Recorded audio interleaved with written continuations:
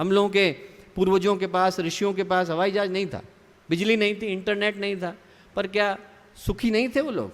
क्या वो तृप्त नहीं थे, संतुष्ट नहीं थे? कम चीज़ें थी आदमी के पास, अभाव था, कम साधनों को लेकर के आदमी जीता था, पर दिल से संतुष्ट होकर के जीता था। मैं आपको बताऊं, उदाहरण देकर के बताता हूं कि कुछ नहीं भी हो तब भी आदमी बहुत अच्छा जीवन जी सकता है, और बहुत सारी चीज़ें होने के बावजूद आदमी जीवन अच्छे से नहीं जी पाता। सिकंदर जब भारत आया तो उसके गुरु ने कहा कि आप भारत से एक योगी को लेकर के आना, एक योगी को लेकर के आना। उसने, सिकंदर ने एक योगी को देखा, नदी के किनारे ध्यान लगा करके बैठे थे। तो सिकंदर ने कहा कि साहब आपको मेरे साथ चलने की आवश्यकता है, मेरे गुरु ने कहा है कि एक योगी को लेकर के आना। तो उन्होंने कहा मैं आपके साथ चलूँगा, पर आप हो कौन? उन्होंने कहा मैं सिकंदर महान हूँ। उन्होंने कहा साहब सिकंदर तो मेरे समझ में आ रहा है, नाम है आपका, महान समझ में नहीं आ रहा, महान क्यों हो आप?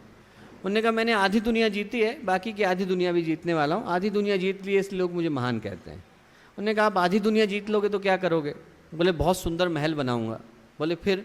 बोले खूब सारे नौकर चाकर रखूँगा। बोले फिर बोले हीरे जवाहरात रखूँगा। बोले कल्पना करो आपने सब कर लिया, फिर क्या करोगे आप?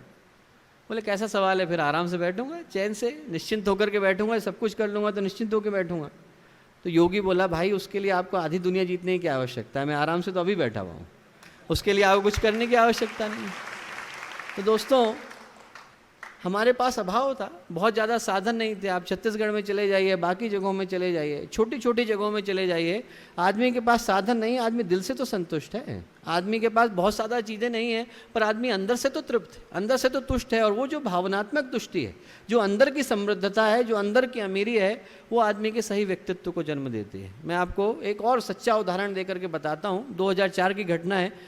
लंदन में जब मैं कार्य करता था, वहाँ के जो सबसे अमीर लोगों में से होंगे 4थे या 5वें नंबर पर, उनका लड़का उस रात को दिखाने के लिए आया। 27 साल का लड़का था, कैम्ब्रिज से उसने टॉप किया था फिलॉसफी में, ट्रिनिटी कॉलेज है उसका, 2:1 का मेजर हेड था। और वो लड़का 27 साल का था, पैसे की कोई कमी नहीं है। उसके पिता जो थे वो यूके के, इंग्लैंड के 5वें नंबर के सबसे अमीर व्यक्ति थे। एजुकेशन की दृष्टि से कोई कमी नहीं थी, सबसे बेहतर डिग्री उसके पास थी। सोशली कोई कमी नहीं थी, दिखने में अच्छा था लड़का। कोकेन का बहुत भयंकर एडिक्ट था, जितना बुरी तरह से एडिक्ट हो सकता है उतनी बुरी तरह से एडिक्ट था।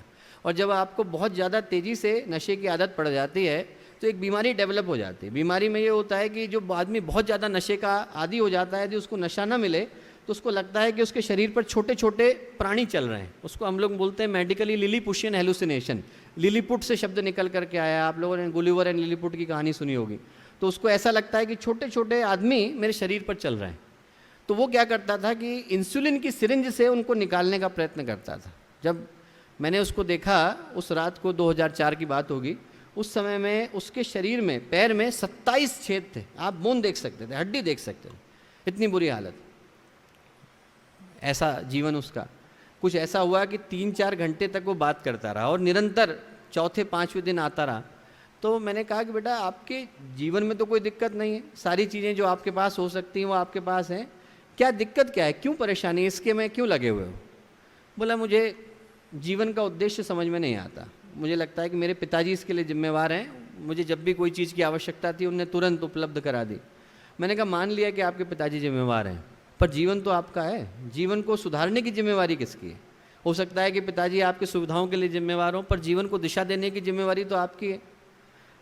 अंतिम बार उससे मुलाकात हुई, उसके बाद दोबारा नहीं देखा उसे। 3 साल के बाद साउथ अफ्रीका से उसने एक कार्ड लिख करके भेजा, उस लड़के ने कार्ड लिख करके भेजा कि आपसे जो बात हुई थी उसके बाद कुछ सोचने में ऐसा परिवर्तन आया, एकदम मुझे लगा कि जीवन मेरा है तो बदलने के लिए कुछ करना चाहिए।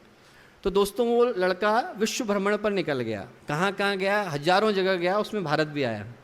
और भारत जब आया तो भारत में आते से ही उसके जीवन में कैसे परिवर्तन आया कि वो गाँवों में घूमने के लिए निकल गया। भारत के बिल्कुल छोटे छोटे जो गांव हैं वहाँ घूमने के लिए निकल गया। एक गांव में वो पहुँचा, एक गांव में पहुँचा, उसने देखा कि एक छोटा सा व्यक्ति है, बिल्कुल कमा नहीं सकता, मुश्किल से 300-400 रुपये कमाता होगा वो, और उसके पास जाकर के खड़ा हुआ। उसने देखा कि पति पत्नी हैं, बच्चे हैं उनके 3, और बहुत सुख के साथ खाना खा रहे हैं। तो उसने कहा मेरे को तो याद ही नहीं हमने कब अपने साथ, परिवार ने साथ साथ बैठ करके खाना खाया हो। बोले मुझे तो बिल्कुल याद नहीं कि हम लोगों ने कब परिवार ने एक साथ बैठ करके खाना खाया हो। तो उनने उनको बुला लिया, उनके पास खाने को भी नहीं था, 2-3 रोटियां थी। उनने कहा बेटा आप भी हमारे साथ खा लो, कोई दिक्कत की बात नहीं है, 3 रोटियां थी, हम लोग आपस में बांट करके खा लेंगे। बोला मुझे उस रोटी में इतना स्वाद आया जितना जिंदगी में किसी चीज़ में नहीं आया।